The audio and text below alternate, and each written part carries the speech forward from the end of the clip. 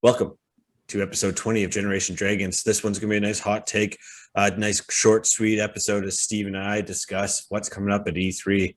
We know we've been a little delayed on everything. Some family things had come up between Steve and I, so sorry about the delay on the last video. Here's to this one. It's going to be up right shortly after. We just want to make sure we get this pumped out before E3. The whole idea of this one is that we just discuss E3, what's to come, hope, our wishes, our wish list, what we think we'll see, and that's it. And then whoever's closest to what's right and what's wrong has to buy each other beer. I mean, buy the other beer. And share it. And share it. So likely Steve and I are just going to buy our own beers and just drink it like we already do. I'm thinking with COVID, though, we could probably see each other now. So whoever visits brings the beer. True. So, Steve, right. Good to see you. Good, sir. Good to see you, man. Cheers, by the way. Yeah, cheers. I love the glass. Love the shirt. Thanks, man. Yeah. Got that at EB last week. It was sitting there hanging up on the window and had to go grab it. So, you know me and my Sega Dreamcast. Mm-hmm. I probably would have grabbed it, too, if I saw it hanging in the window.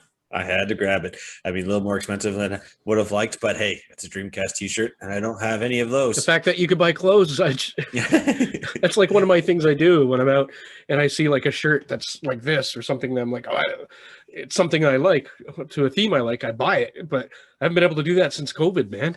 Well, Friday. Since the latest big lockdown. Friday. Which is Ratchet and Clank. I'm super excited for that game to come out. It's the first pre-ordered, yeah. One of the first PS5 exclusive games made, ground up for the PS5. So I'm really jazzed. It sounds, from what everyone is talking about, it's like a Pixar movie. This time around, actually like a Pixar movie, not like all the other times a Ratchet and Clank game comes out. Mm-hmm. But we're not here to talk about Ratchet and Clank. We're here to talk about E3. So, Steve, E3 didn't really occur last year. I know you're like me and would just sit there and wait for the new things to be announced. I used to watch the keynotes, and I know you did when you had the time.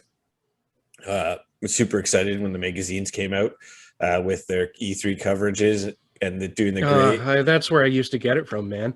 Because to be frank with you, like watching it, I'm distracted a lot, right? The kids or something comes up, but the magazine, I could just sit down, get away from everyone for a bit, and just read, have a beer, whatever. I don't think it's at a camera, but I literally have a stack like this right now. I got to read. I picked up all my comics like 2 weeks ago, and then I picked up more, some magazines, and I'm like, I'm getting behind. Nice. Actually, funny enough, and hopefully Kathy can't hear me, but I bought a bunch of Nintendo Powers issues 57 through 61 of Nintendo Power that had the Super Metroid comic. That's wicked. So I had to snag them. I grabbed a few before, so they were $5 each. Oh yeah, I had to, man. I'm a big Metroid fan, so so am I. I would love to see that. And that's a perfect segue into our E3 conversation, man. So Nintendo has their conference. They're usually one of the first ones to kick off E3. Switch Pro. Yeah, that's what they're going to talk about. I don't think so, man. I don't think it's going to be Switch Pro. I'm thinking you might hear something about it. You know what? I hear you. They are so tight-lipped about it. I don't. So again, these rumors, and it's every month. There's rumors about a Switch Pro. There's been rumors about a Switch Pro since the Switch came out in 2017, man. So that's a good point. I think I got hooked up in the bandwagon reading some of those Switch rumors and like the fake, sales document from that French retail store or whatever it is. But you never know. No, I'm hopeful there is. My guess. Excuse me. My guess is we get. If a Switch Pro announcement occurs, I think it will happen, in like August or September. And it'll be right before they're going to release it. No, it's not even that. I think it's just going to be a little like sprinkle. And then they'll have something in January and release it in March. And that'll be 5 years since the Pro came, or since the original Switch came out. It'll be 5 years right after. I actually listened to you say that. It's really what they normally do. Yep. Yeah, I know. It's and we can have conversations about it all the time. We can talk about it. I mean, hey, if if they end up announcing it at E3, all the power to you, Steve. You win that round, good sir. You win that round. But I'm going to stick with they're going to say something, but talking to you've actually convinced me that they're not, because you were reminding me of their behavior, what they do all the time. Yeah. And we won't see it for Christmas. It'll be after Christmas. No, it's going to be after Christmas. I mean, why put out a new Switch when they've been killing it? Like and that's exactly how they think. Yeah. Why? They don't need to. They don't need to. I mean, the only issues would be Breath of the Wild 2, which if we don't see more things on Breath of the Wild 2 at E3, then I believe we're going to get a big announcement about a Switch Pro. I already know what the big announcement's going to be. I think if it comes up. What's that? The Virtual Boy 2. Yeah. Hey man, I mean, kind of. You can buy. They're the only ones not doing it. Yeah, well, actually, Microsoft isn't really either. But no, they've got the Labo box, man. You can build your Labo. It's ever going to switch in there. I'm talking about Microsoft. Sony's really the only one carrying a VR headset. Yeah, true. So okay. So you're saying Switch Pro. So my thought is they're going to talk about Breath of the Wild 2. I don't think it's going to be much in conversation around it. I think they're going to just kind of touch high level. I mean, it's going to be at the end of their Nintendo Direct, and they're just going to be like, yes, and we're going to do another Zelda specific Direct in the coming months, something like that, right? Because we're in the 35th anniversary of Zelda. Right. I mean, I would love. How old are we getting? Yeah, I was. Dang it. I'd love to see Zelda collection, something similar to. And take off your pants and show your Triforce. We know you got one. I do. I mean, if I could kick my leg up over my head, I'd show everybody. But yeah, so you mean you can't? Yeah. It'd be impressive if you just stood there, Steve, and just kicked yourself in the face. Like if you were like, you mean you can't? Bam. Yeah. So getting my kids to do this later. Good. Yeah, no, I mean, to me, it's like I'm really hoping for a triple pack, kind of like what they did with Mario, right? So like Mario, they did. And Mario 64, Sunshine, and Galaxy. I'm hoping they do something similar to that on the Switch. I mean, I would love to see like a Link to the Past. I don't know, a remake of. Well, actually, I would love to see a Link. So here, okay, I'm all over the place, especially with Nintendo. But yeah, I was kind of trying to follow here. I'd love a 3-pack of Zelda games. To me, it doesn't really matter. Be it like. Do we go, Link to the Past, Ocarina of Time, and Majora's Mask? Or do they do a double pack where they just Ocarina of Time and Majora's Mask? The other thing I would say is... broadcasting to living room. Sorry, I unmuted too quickly. Yeah, I was going to say. I saw you talking. I wasn't sure. But yeah, so I was just ordering a beer. It's just those two, right? Like a double pack. But I would like to see something similar to that. And then the other one would be a remake of any of the Zeldas in the way they remade Link's Awakening. So that like claymation style. Yeah. Okay. I'd love to see them remake the original Zelda. More modern stuff. Yeah. Thank you. Yeah. No, it would be pretty cool. I mean, I wouldn't mind that. I would not mind something along those lines. But that's so my prediction is that they announce some sort of double pack, or at least that's my wish list. That's my wish list. That's on my wish list. That's number one, a double pack or a triple pack of Zelda. Anything else you're thinking from Nintendo? From Nintendo, I think we get a little bit more from Metroid on the Metroid Prime side. It's either going to be like they're going to show something, a video, just or they're going to just talk about it. It's just going to be like, yes, the development has been going very well with Metroid Prime 4, blah, blah, blah. Stay tuned at a later date for more information, right? Like something like that, right? I think we'll see a little bit of Pokemon with the two Pokemon games that are coming out later this year, the double pack. Brilliant. Diamond and Shining Pearl or Brilliant Pearl, Diamond and Pearl, the remakes for Diamond and Pearl. And they're probably a little bit of stuff here and there, maybe a little bit of Splatoon 3, just get a little bit more of that. That's what I'm thinking. Splatoon. But that's kind of what I'm thinking, right? Those are my thoughts. I mean, okay. Left field would be like Mario Kart 9, F-Zero, Star Fox. Yeah. Like we won't see that. I know. I mean, I'd love if we did. I know, but there's no way. We would have heard some sort of inklings on something like that by now. 1080 Avalanche remake, snowboarding or something like that. But no, your wish list is getting deep. I know, man. I know. I can imagine. I can only imagine. Now, let's go to Xbox. What do you think? What do you think we're going to see from Xbox? Well, definitely Halo Infinite. Well, yeah. They're going to showcase that and how it's looking again. Other than that, maybe, well, Fable. We were talking about that just before. Fable might be a good one to see there. Hopefully. And Starfield. Yes. Yep. Starfield is actually something I'm really looking forward to. I'm purposely trying to ignore a lot of the hype because I don't want to have it built up here and then it doesn't meet the expectations. That happened to me way back on the PS4 with No Man's Sky. Yeah, so I got into the hype and what it's all about. And I get it. They made the game a lot better and keep adding to it. But I still go back and I play it and I'm like, it's still kind of the same thing. I wanted something more space exploration, meeting other races and aliens, not just exploring different planets by yourself. You can do some trading and this and that and jobs now, but it's still kind of just the same. So it sounds like the most recent update for No Man's Sky, we're going on kind of a side tangent here, but the most recent update for No Man's Sky, it's like people have said it's a completely different game.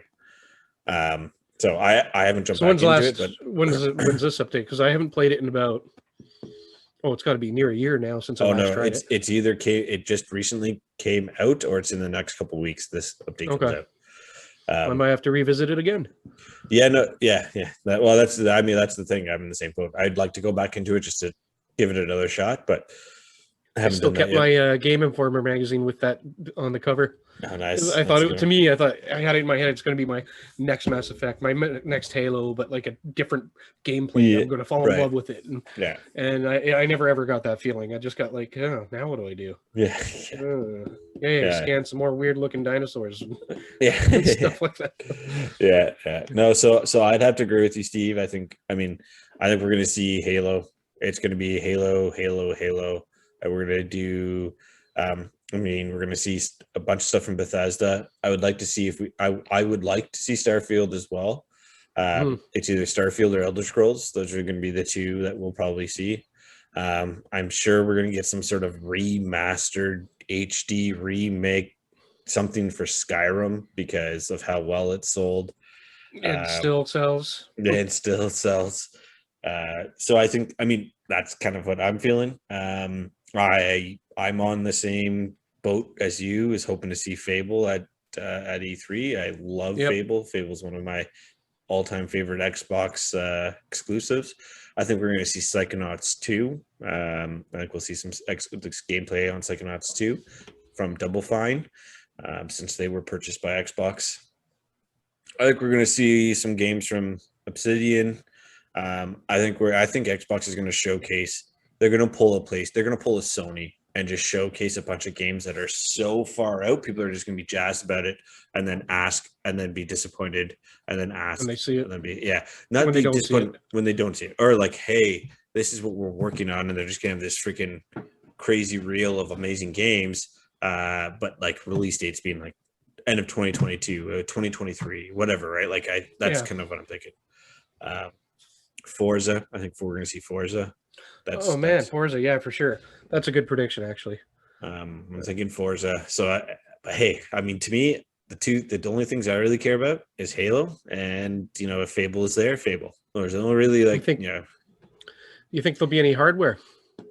And I don't mean like new Xbox console. I mean, I don't know, haptic, feedback, not haptic feedback controller, but like Elite Series 3 or something like that. Something like that has a little bit more in it, or maybe even the controllers there for disabled people. Some more stuff on that, because they were really pushing that stuff big for a while. Yeah. So and it's really been out of sight, out of mind for me for a while. So I haven't heard any rumors on any of it. But have you? No, not really. I mean, I don't know. Like I wouldn't be surprised, but I think. I mean, in a normal Xbox fashion, they will probably showcase a bunch of like indie games and make them look like they're AAA games, but not really be AAA games. Yeah. Which is what I'm going to be. I'm not that I have anything against indies or single A or AA games, but they're just, it's, I want those meat and potato games on Xbox. I want those heavy hitters. I want those multi-million-dollar development games, right? And also Taddy's Tales. And Taddy's Tales, well, of course, obviously Taddy's Tales. But yeah, and then let's jump into EA. What do you think we're going to see from EA? I mean, things I'd love to see, and I think we're going to be on the same page, like you and I talked about, more stuff on Mass Effect, Mass Effect 5. I'd love to see. I'd love to hear an announcement for that. Dragon Age. I was just looking at the show notes and I just realized I didn't write anything down. Really. Dragon Age. Yeah. We're gonna see Battlefield. Yeah, Battlefield, because it's we gameplay on the new Battlefield. I think we're gonna see Madden. I think we'll see. I would love if they came in and gave us like an NBA Jam remake or something like that. Jeez, that's the only NBA I would ever play. NBA Jam or NBA Street. He's on fire. I'd love to see those. Probably a Need for Speed game. I'd be up for that. We haven't had a good Need for Speed in a long time. Yeah, it's been a few years now. But yeah, I mean, it would be great. I would love if EA did a Burnout, man. I'd love to see a Burnout. Oh yeah, a new Burnout game would be great too. Yeah. I wonder what those. The developer there is working on. The Burnout developer. Yeah, no idea. I haven't paid attention in a while. When we get to PlayStation, there's one I'm hoping we'll see, but I'll get there when we get there. Well, here's the sad news, Steve. They're not there. They're not at E3. No, they're not there. But I'm hoping they'll still announce something. And what I'm hoping for is Resident Evil VR. Like Resident Evil 8 in VR? Any Resident Evil. I guess I should say Resident Evil Village, not 8, but yeah. Well, they did. Resident Evil 7 did come out on, you could play it in VR in Resident Evil 7 on the PlayStation 4. Was it designed for VR? I never played it, actually. They kind of designed it, but it's a first person game, right? So like most first person games can easily adapt. Yeah. Well, kind of. Not perfect, but it's supposed to be pretty good. I never played it. I don't have VR, right? I would love, I only have a borrowed one that I've borrowed for 8 months now. So, I mean, for me, it would be a big, I'd love to see. I mean, I know that Sony's not going to be there, but hopefully in the coming weeks that Sony does something else to get more information on the PSVR 2, because I'd love to jump on that bandwagon on the VR 2. I know they're not at the show and that, but I'm wondering if they'll say something or make an announcement just around the same time but yeah, it's too bad they're not there. I miss the old E3s where everyone had a big show showing and yeah. That's it, man. I don't know.